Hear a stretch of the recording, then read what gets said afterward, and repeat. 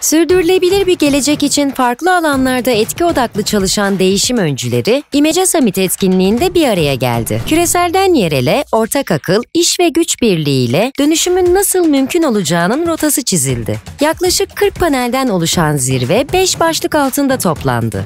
Etki yaratan organizasyonlar başlığı altında gerçekleşen panellerde organizasyonların dönüşümünün ortak aklımızla nasıl hızlandırılabileceği konuşuldu. Gelecekte değişime öncü olacak kurum ve kuruluşları yaratabilmek için ne tür ilkelerin benimsenmesi gerektiği ve bu ilkelerin benimsenmesiyle nasıl bir fark yaratılabileceği tartışıldı. Yerel yönetimlerin değişimi yönetmekteki rolü oturumu, İstanbul Büyükşehir Belediye Başkanı Ekrem İmamoğlu ve Gaziantep Büyükşehir Belediye Başkanı ve Türkiye Belediyeler Birliği Başkanı Fatma Şahin'in katılımıyla Dünya Gazetesi yazarı Hakan Güldağ'ın moderatörlüğünde gerçekleşti. Katılımcılar sürdürülebilir bir gelecek, insanların ve gezegenin ihtiyacı olan değişim için belediyelerin rolünü paylaştılar. Fatma Şahin çevre bilincinin oluşması gerektiğini vurguladı. Şehirler de vücutlar gibi, dünya da vücut gibi. Daha baştan işi sıkı tutmak, koruyucu önleyici tedbirlerle kendimizi, ailemizi, toplumu, şehri, bölgeyi, ülkeyi ve dünyayı koruyarak kullanmamız lazım. Bir iklim master planı çıkardık. Nedir bu iklim master planı?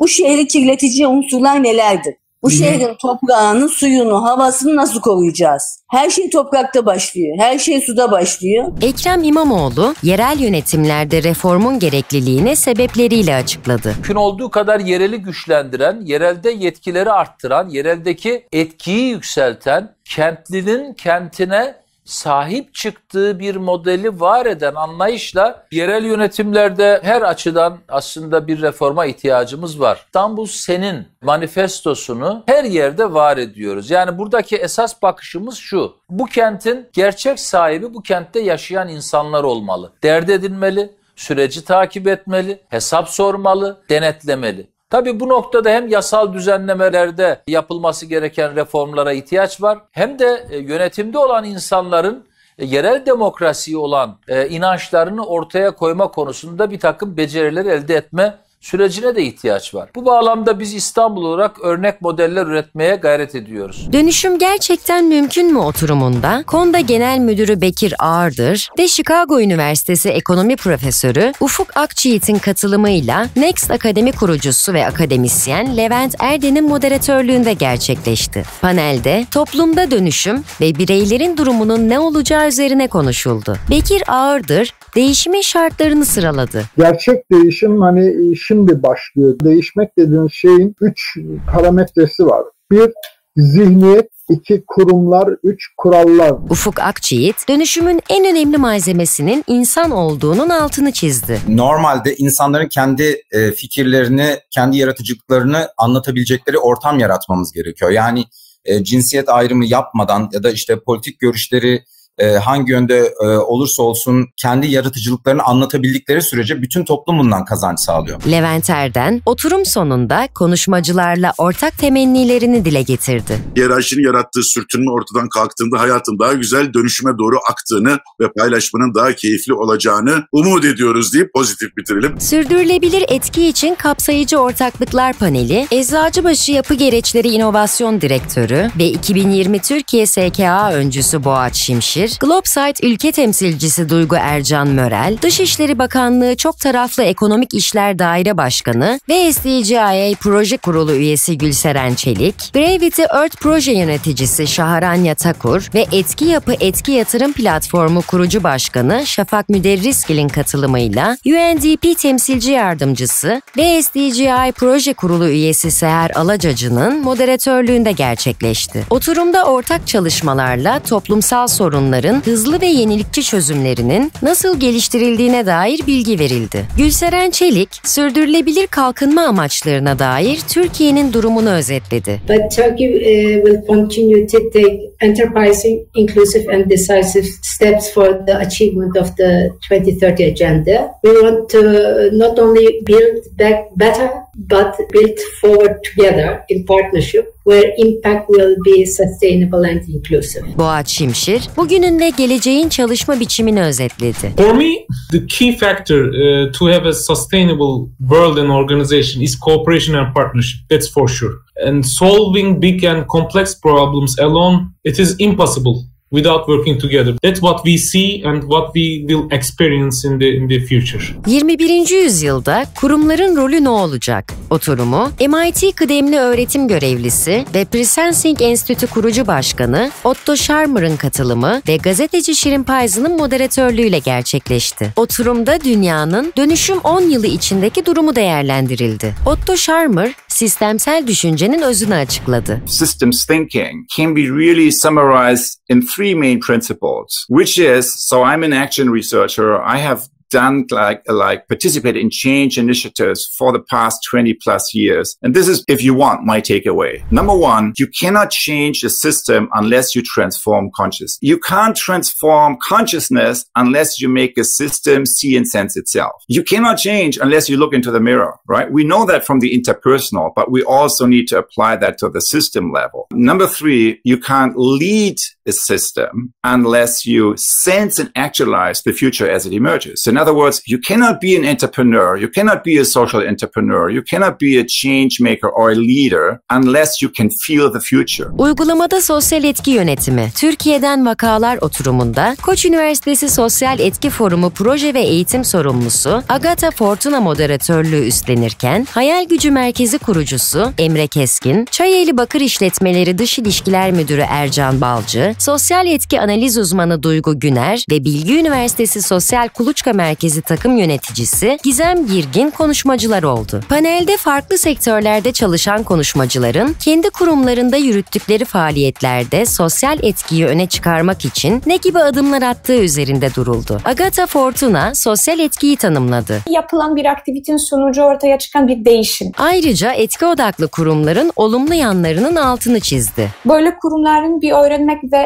iyileştirmek için bir eğilimi var. Emre Keskin, sosyal etkinin gücünü vurguladı. Yapılan işlerin gerçekten etki yaratabileceğini ve değişim yaratabileceğini anlatmakta fayda var. Gelecek için değişim yaratan gençlik toplulukları başlıklı oturumda SIX CEO'su Louise Paulford moderatörlüğünde Make a Difference Initiative kurucusu Ada Wong, esas sosyal yatırım danışmanı ve kurucu direktörü Filiz Bikmen, University of Free State rektörü Francis Petersen, Young Guru Akademi Başkanı Melike Aydın ve İmece direktörü Mustafa Özer konuşmacılar olarak yer aldılar. Panelde gençlerle yapılan çalışmalara dair deneyimler paylaşıldı. Filiz Bikmen, gençleri sürece katmamız gerektiğinin altını çizdi. We don't start figuring out ways to get more people engaged in meaningful employment, we're going to be really even more challenged with our future generations. And getting them involved in that process is also important. Melike Aydın, gençlerin hayallerini neden desteklediklerini açıkladı. When you look at kids, their dreams are space scale. And when you look at adults, mainly their dreams are family scale, company scale, or let's say at most nation scale. But when you look at young people, especially the youth movements of the past couple of years, when you look at them, their dreams are world scale.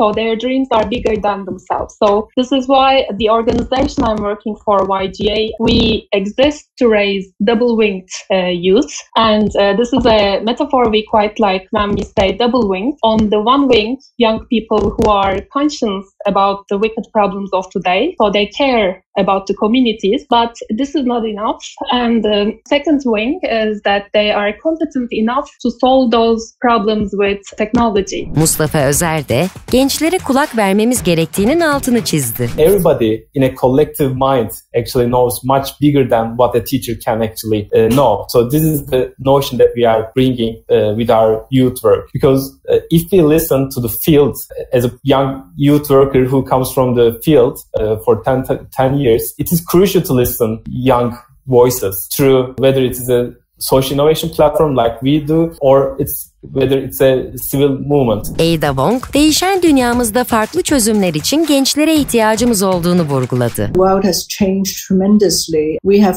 unseen problems, and whether as adults or as young people, we won't be able to understand, how this could be solved. We do need the creativity and innovative mindset of young people. They are digital natives. They can think of a problem from different angles and different perspectives. Yenilikçi ve etkin sivil toplumun bileşenleri başlıklı oturumda Spor İstanbul AŞ Genel Müdürü Renay Onur moderatör, AB Mali İşbirliği ve Proje Uygulama Genel Müdürlüğü Genel Müdürü Bülent Özcan, Kanserli Çocuklara Umut Vakfı Genel Müdür Yardımcısı Füsun Aymergen ve Darüşşafaka Cemiyeti Genel Sekreteri Senem Başyurt konuşmacılar olarak yer aldı. Panelde yakın gelecekte ortaya çıkacak yeni gelişme ve ihtiyaçlara sivil toplum örgütlerinin nasıl cevap verebileceği konuşuldu. Bülent Özcan şeffaflık konusunun öneminden bahsetti. Türkiye'de şeffaflık ve hesap verebilirlik konusunda öncü olması gereken kurumların başında aslında sivil toplum örgütleri geliyor. Çünkü sivil toplum örgütleri bunu yapabildiği takdirde bunun hesabını da hem kamudan hem yerel yönetimlerden hem diğer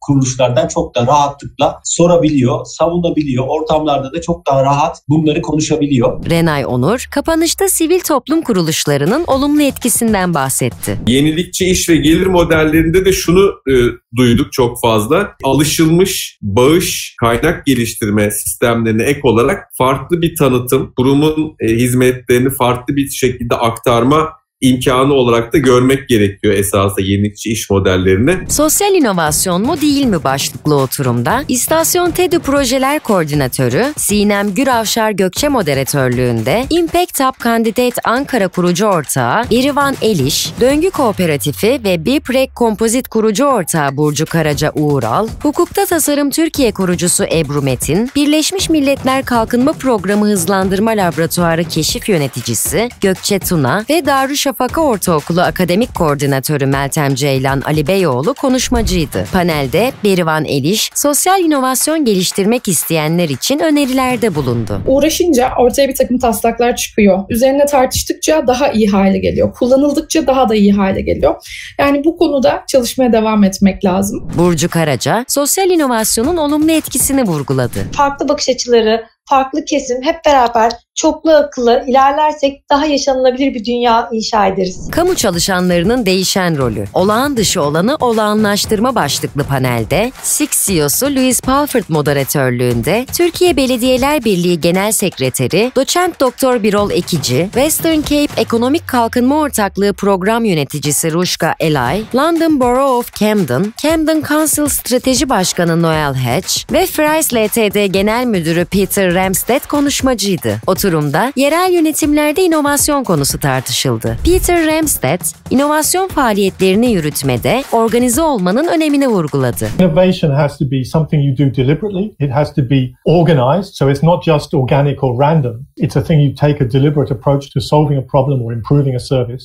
It needs to be evidence-based. You need to be measuring how things were and how things are now so that you get a sense of whether you're improving. Louise Pulford, mevcut duruma dair tespitte bulundu. And convincing people to do things differently is difficult even if we can see that it might help in the end. Noel Hatch, insanları inovasyona yönlendirmenin koşulunu açıkladı. I find that the best ingredient to help people innovate is actually to enable them to create time and to give them time. We're often, overworked in our lives. Vatandaşların şehirlere dair farklı olası gelecek senaryolarını nasıl şekillendireceğini keşfetmek başlıklı oturumda SIX CEO'su Louise Palford moderatörlüğü üstlenirken Bogota Şehri Vatandaşlık Kültürü Dairesi Çevre Kültürü Takım Lideri Javier Gilo, McConnell Vakfı Şehir ve Mekan Portföy Direktörü Jane Engel, İzmir Büyükşehir Belediyesi Başkan Danışmanı Onur Eryüce ve ICLEI Küresel Savunuculuk Direktörü Yunus Arıkan konuşmacılar olarak yer aldı. Panelde geleceğin sürdürülebilir ve kapsayıcı şehirlerini inşa etmek için ne gibi adımlar atılabileceği üzerinde duruldu. Jane Engel, şehirleri inşa etme konusunda artık farklı düşünmek zorunda olduğumuzu vurguladı. These almost as planets or as,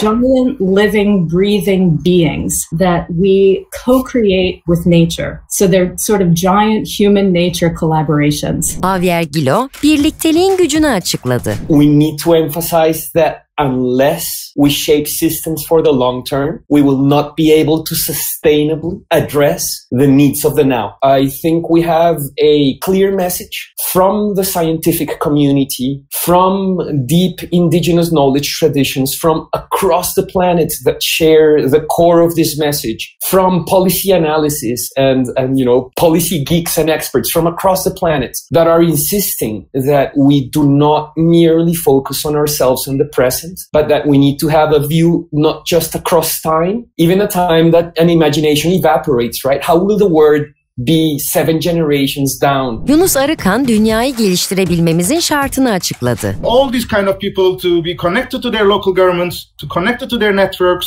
be active and be courageous so that we let this century and this decade be the start of a new world. Onur Eryüce, kurumları ve insanları yaklaştırmanın önemini vurguladı. The world is a whole and we need to confirm this wholeness, and this is going to happen by connecting people together.